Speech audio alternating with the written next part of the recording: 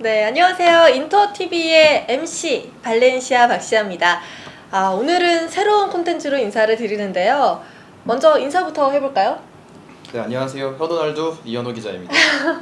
1화에서 처참하게 패배를 하셨는데 저 닉네임을 잘못 정한 것 같아요. 현호날두 때문에 지난번 아자르 네이마르 대결에서 제가 패했어요. 그래서 사비로 이벤트 추천 티켓을 제가 사서 그분께 직접 당첨자 개최를 드렸고 네. 지출이 꽤 컸기 때문에 앞으로는 네. 절대 지지 않겠습니다.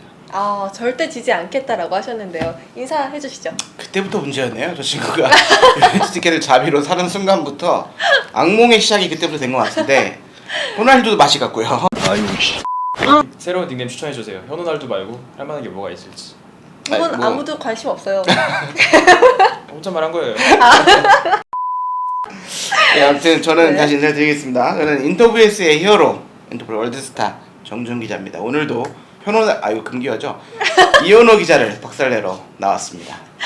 네, 알겠습니다. 뭔가 인터뷰에스 1화가 좀 생각나는 그런 분위기인데요. 인터뷰에스 갑자기 눈물이 날 것 같은데 망한 건가요, 기자님?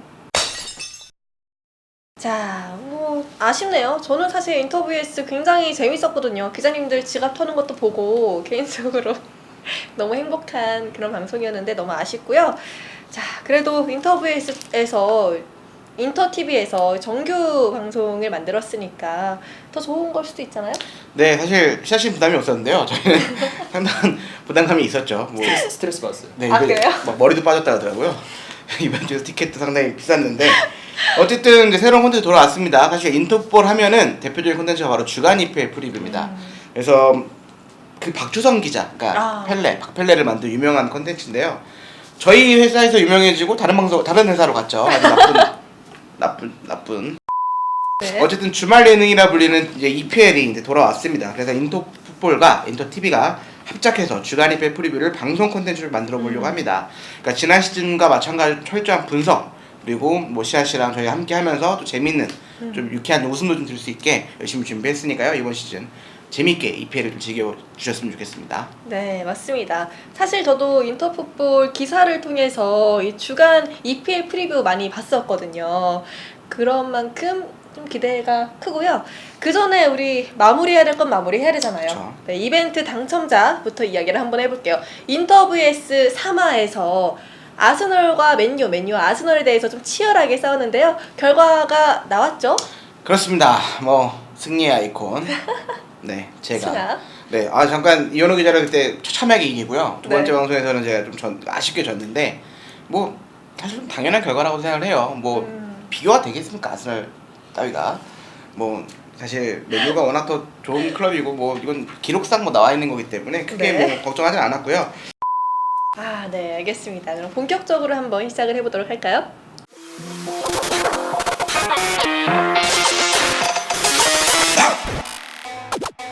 네, 지금부터 주간 EPL 프리뷰 본격적으로 한번 시작을 해보도록 하겠습니다.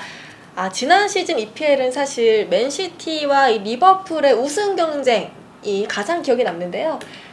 본격적으로 시작하기 전에 지난 시즌에 대해서 좀 간략하게 정리를 해주실래요, 기자님? 네, 점점 축구를 잘 알아가고 있는 우리 발렌시아 MC인데요. 네, 네. 지난 시즌 한마디로 역대급 우승 경쟁이 펼쳐졌습니다. 맨시티와 리버풀, 그러니까 세계 최고의 스쿼드를 가졌다는 평가를 받는 두 팀이 시즌 초반부터 잘 해왔고요. 물론 이제 첼시가 사리 감독이 오면서 좀 초반엔 잘했는데 네. 마지막에 이제 조금씩 가면서 안 좋아졌다가 3위로 좀 많이 밀리게 된 상황입니다. 어쨌든 두 팀이 끝까지 우승 경쟁을 했고 시즌 최종전까지 우승 경쟁을 알 수 없게 됐었거든요. 그만큼 역대급 시즌이었는데 결과적으로 맨시티가 95득점, 23실점 엄청난 기록이죠. 네. 여기에 승점 98점으로 리그 우승을 차지했습니다. 연패를 달성을 했고요. 결국에는 여기서 중요한 게 있는데요. 바로 리버풀의 승점입니다. 리버풀의 승점이 97점이거든요. 그러니까 준우승팀이 이렇게 97점을 기록했다는 건 상당히 이례적인 일이고 한마디로 좀 역사상 EPL 역사 가장 최강의 준우승팀이다라는 찬사를 받고 있습니다. 그만큼 좋은 시즌을 펼쳤고요.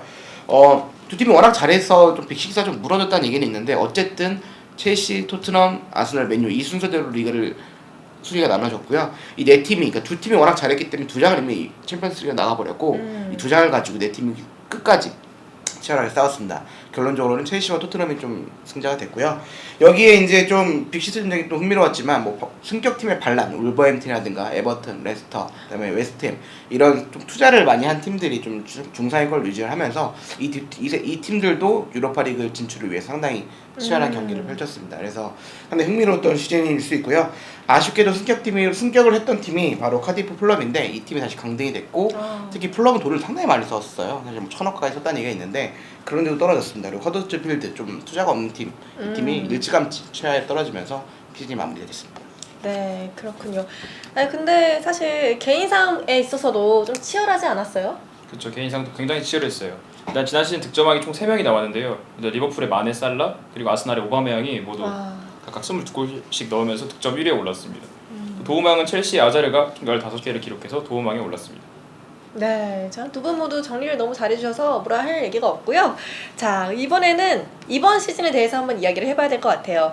이현호 기자님은 올해도 역시 빅6가 굳건할 것이다 라고 보시나요? 네, 그럼요. 흔히 말하는 빅6의 틀은 변화가 없을 것 같고요. 그 안에서의 순위 변동이 좀 있을 것 같아요. 먼저 지난해 우승팀 맨시티는 여전히 가장 유력한 우승 후보로 뽑힐 것 같고 네. 그 다음 순위를 예측을 해봤는데 그다음 2위는 첼시가 할 것 같아요. 첼시요? 네. 그 다음에 이제 리버풀, 토트넘, 아스날, 맨유 이 정도 순서로. 네. 어떻게 생각하세요, 정지훈 기자님? 추가무시라고 생각하고 있고요. 네, 저는 좀 개인적으로는 좀 다르게 생각하고 있는데 맨시티 네. 리버풀의 두 강체제는 좀 유지가 될 것 같은데 3위가 좀 치열할 것 같아요. 토트넘 저는 개인적으로는 뭐 맨유 좋아해서 그런 것도 있겠지만 네. 맨유가 스쿼드가 이제 지켜졌기 때문에 나쁘지 않기 때문에 맨유 그다음에 토트넘 이 두 팀이 좀 챔피언스리그 가지 않을까 싶고 첼시는 선수 구성도 상당히 불안한데다가 네. 내려가지 않을까 이런 생각을 가지고 있습니다. 그렇군요. 자, 그러면 이 빅6에 도전하는 이 다크호스 팀들도 사실 매 시즌에 있잖아요. 그렇죠. 어떤 팀들이 좀 있을까요? 지난 시즌이 울버햄튼, 에버튼, 레스터, 그다음 웨스트햄인데요. 이 네 팀은 결국에는 또 이번에도 좀 상위권, 중상위권을 유지할 것 같습니다. 왜냐면 일단 투자를 워낙 많이 했고요. 일단 울버햄튼 같은 경우에도 지난 시즌에 그 포르투갈 코네션이라고 하잖아요. 무티뉴, 네베스, 그다음에 뭐 파트리시오, 좋다. 지켜졌어요. 그래서 이 스쿼드가 그대로 지켜졌기 때문에 상당히 좀 좋을 것 같고 에버턴, 뭐 샬리송, 뭐 데이프를 또 영입을 했습니다. 물론 개가 빠지긴 했지만 영입이 되면서 좀 확실하게 좀 올라올 것 같고요. 레스터가 좀 확실하게 다크호스를 좀 뽑고 있거든요. 그래요? 일단 뭐 리버풀을 이끌었던 로제스 감독이 지휘봉을 잡고 있고 상당히 조련을 잘하고 있어요. 그래서 거기다가 가장 레스터가 문제였던 게 측면이었는데 아요세 페레스라고 뉴캐슬 에이스를 데려왔습니다. 상당히 좋은 선수인데 이 선수를 데리고 왔고 지난 시즌 임대로 활약했던 틸레만스를 또 영입을 했기 때문에 상당히 좋은 모습을 보일 수 있을 것 같고요. 웨스트햄도 이번 시즌 10위, 지난 시즌 10위였는데 이번 시즌도 좀 10위권 안에 들어오지 않을까. 워낙 탄탄하고 또 아르나우토비치가 중국 무대로 갔는데 이 선수를 취하기 위해서 알레, 그러니까 프랑스 공격수 폭격기거든요. 상당히 축구 잘하게 생긴 선수인데 이 선수가 들어왔기 때문에 좀 다크호스를 꼽을 수 있을 거예요. 네 팀이 그대로 유지가 되고 빅6도 유지가 되고 그러니까 10위권은 좀 올해 좀 굳건하게 유지가 되면 빅10이라고 불리지 않을까 그 정도로 좀 치열한 시즌이 될 것 같습니다. 네, 잘 들었습니다. 전체적인 시즌에 대해서 한번 이야기를 해봤는데요. 이제는 1라운드 매치업에 대해서 한번 이야기를 해볼게요. 총 10경기가 열리고요. 일단 제일 먼저 열리는 2경기씩 한번 분석을 해보도록 하겠습니다. 첫 번째는 리버풀과 노리치 시티 그리고 웨스트햄과 맨시티입니다. 네, 먼저 리버풀과 노리치 시티의 첫 번째 경기는 일단 리버풀의 홈인 안필드에서 열려요. 네. 안필드는 뭐 유럽 전체적으로 봐도 분위기도 최고고 상대팀 감독들도 선수들도 항상 무서워하는 곳이라고 하는데 아무래도 리버풀이 여기에서 승격팀 노리치를 상대로 가볍게 이길 거라고 생각을 합니다. 노리치. 네. 일단 리버풀은 뭐 선수 이탈이 크게 없었고요. 물론 그에 비해서 영입도 많이 없었지만 그래도 클럽 감독이 이미 있는 선수를 지키는 것만으로도 굉장히 큰 영입이었다라고 말할 정도로 전력에 이탈이 없습니다. 또 노리치는 지난 시즌 이부 리그에서 리그 1위로 승격을 했지만 또 3년 만에 승격을 하기도 했지만 그래도 리버풀을 꺾기에는 부족하다. 네, 한참 부족하다. 승격팀이 왔을 때 한번 좀 신고 크게 당하고 그다음 정신 차리고 이제 열심히 뛰어야겠죠. 그렇군요. 그럼 리버풀이 이길 것이다. 네, 라고 리버풀이 얘기하셨고요. 가볍게 이길 거라고 생각합니다. 웨스트햄이랑 맨시티는 좀 어떤가요? 이것도 물론 웨스트햄이 굉장히 봉을 잘했어요. 아르나우토비치 뭐 나가고 다 나갔지만 그래도 할러라는 그 키 큰 장신 공격수 데려왔고 그리고 상대가 맨시티인데 맨시티는 워낙 작년에 너무 잘했잖아요. 맞아요. 맨시티 역시 선수 나간 선수 거의 없고 이제 들어온 선수가 뭐 로드리 이런 선수를 데려왔는데 그래서 당연하게도 맨시티가 이기지 않을까 생각해 봅니다. 아, 네. 제가 보기엔 아직까지 좀 긴장이 덜 풀린 모습인 것 같아요. 이현우 기자님이 조금 힘내셨으면 좋겠고요. 자, 그러면 이번에는 자 본머스와 셰필드, 벌리와 사우샘프턴. 발음 좀 어렵죠?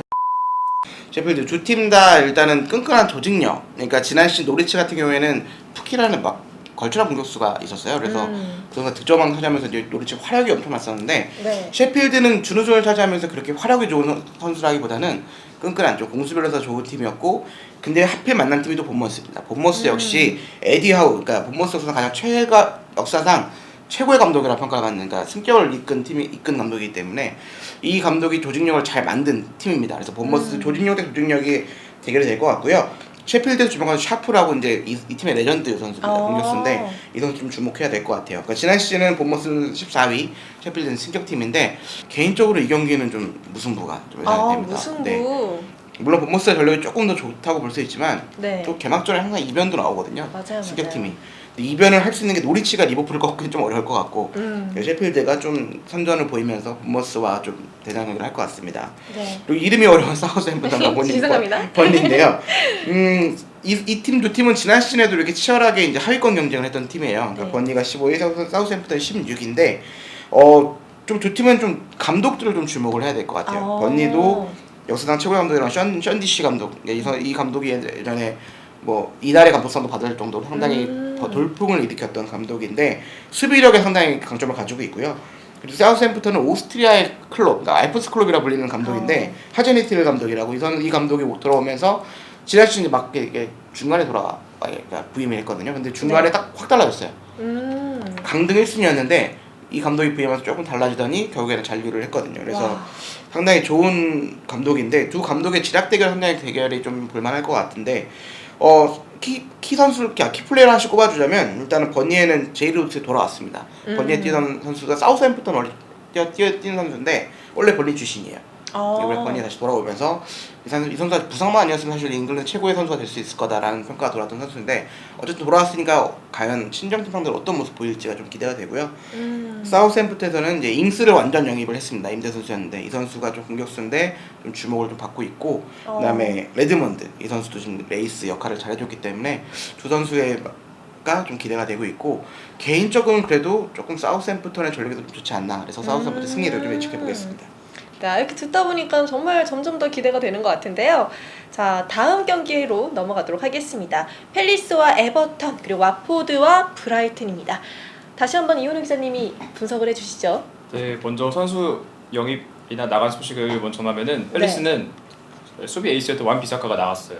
맨유로 이적을 했고 그다음 뭐 펀천이나 사코도 아웃을 나갔는데요. 근데 또 영입을 한 게 스완지시티에서 아예우라는 그 공격수를 데려와서 이 선수를 아무래도 앞으로 잘 써먹을 것 같아요. 근데 아쉬운 점은 아직 이적 시장에 닫히진 않았지만 윌프레드 자하가 다른 팀으로 나갈 수도 있어서 그거에 따라서 이제 팀의 다음 시즌의 행보가 좀 달라질 것 같아요. 상대한 에버턴은 자기엘카가 나갔고 뭐 애슐리 윌리엄스 나갔고 물론 둘 다 노장이었지만 루크먼이라는 공격수도 나갔어요. 젊은 공격수를.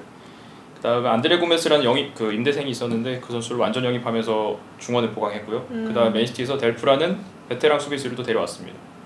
그래서 이 둘의 대결은 팰리스와 에버턴의 대결을 저는 무승부로 생각을 합니다. 이거 따라 하시는 거 아니에요 지금 정지훈 기자님은? 아니요, 전 누굴 따라하지 않아요. 아, 그래요? 그러면은 지난 시즌 11위를 했던 watford와 17위를 했던 브라이튼 경기는 좀 어떻게 보세요?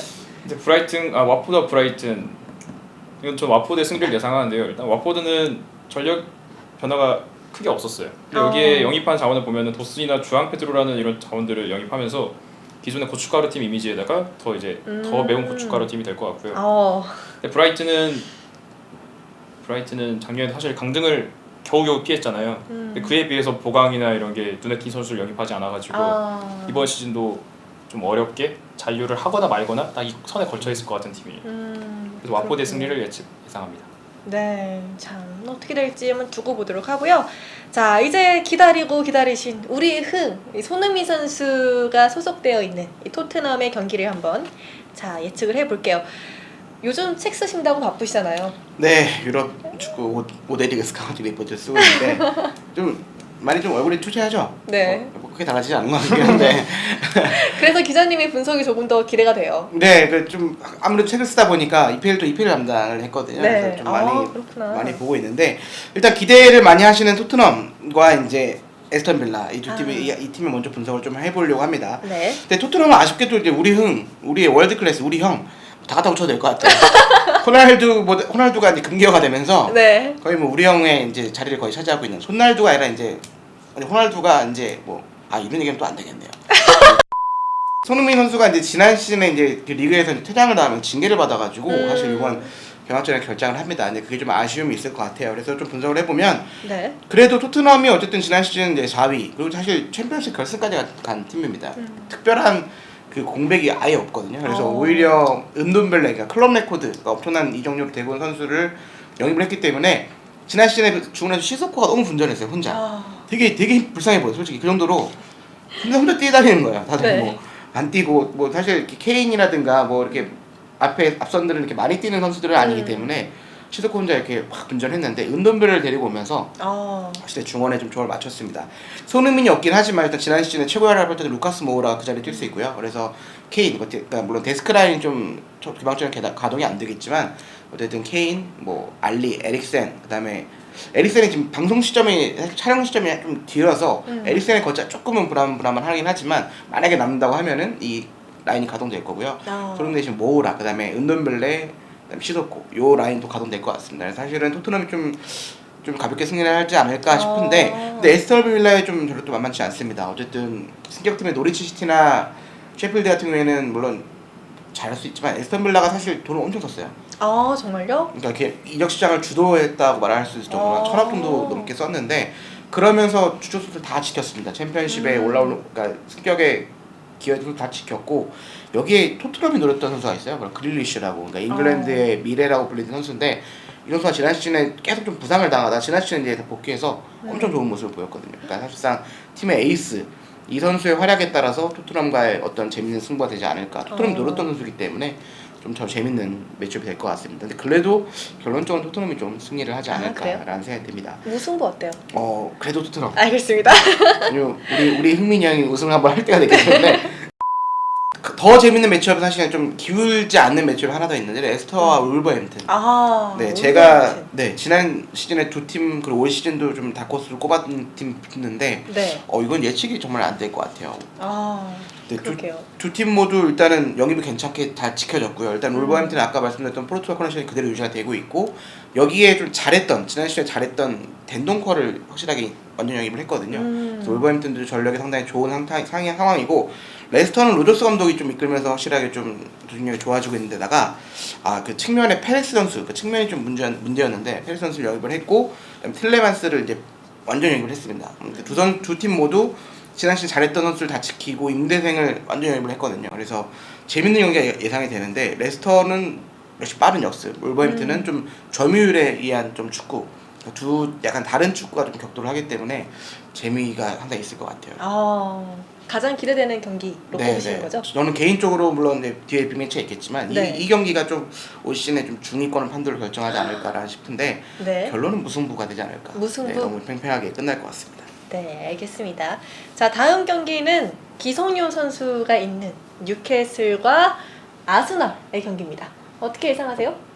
뉴캐슬과 아스널의 경기는 좀 뭐랄까 예측하기 좀 쉬울 것 같아요. 아스날이 그래요? 가볍게 이길 거라고 생각을 하는데요. 먼저 홈팀 뉴캐슬을 보면은 베니테즈 감독이 이번 지난 시즌 끝으로 나갔어요. 중국으로 떠났는데 그 나가는 과정도 너무 이렇게 지저분하게 나갔고 남아있는 선수들의 동기부여도 많이 떨어져 있을 것 같다는 생각이 들어요, 개인적으로. 그다음에 또 기성용 선수의 출전 여부도 중요하겠지만 일단 팀 에이스는 아유스 페레즈였는데 페레즈가 이번 시즌 올 여름 떠났잖아요, 팀을. 그러면서 뉴캐슬이 과연 페레즈 없는 뉴캐슬이 과연 얼마나 갈 수 있을까? 그것도 지켜볼 만한 것 같고요. 그 반대로 이제 아스날 같은 경우는 선수 보강을 좀 잘했어요. 돈이 없다고 출출댔지만 알고 보니까 돈을 잘 쓰더라고요. 할부를 했는지 해가지고. 그래서 뭐 가브리엘이라는 젊은 그 브라질 공격수를 데려왔고요. 그 뒤로 세바요스. 그 다음에 지금 아직 이 방송 때는 오피셜이 안 떴겠지만 니콜라스 페페라는 선수를 이제 프랑스에서 데려오려고 하는데 이 선수까지 가세하면은 기존에 있던 오바메양, 라카제트 이런 공격진에다가 또 중원에서 이선에서 또 측면에서 많이 도와줄 수 있을 것 같아요. 그런데 대신 아스날 하면 일단 수비가 너무 불안하잖아요. 네. 코시엘니가 나갔고 그다음 이제 아스날 팬들이 다 그렇게 좋아하지 않는 무스타피 선수가 이제 굳건하게 버티고 있어서 과연 아스날의 수비를 얼마나 뚫을 수 있을까 이것도 많이 지켜볼 포인트라고 생각합니다. 아, 네. 수비. 결과는 아스날 승. 아스날의 승 예측하셨고요. 과연 어떻게 될지 한번 확인해 보도록 하겠습니다.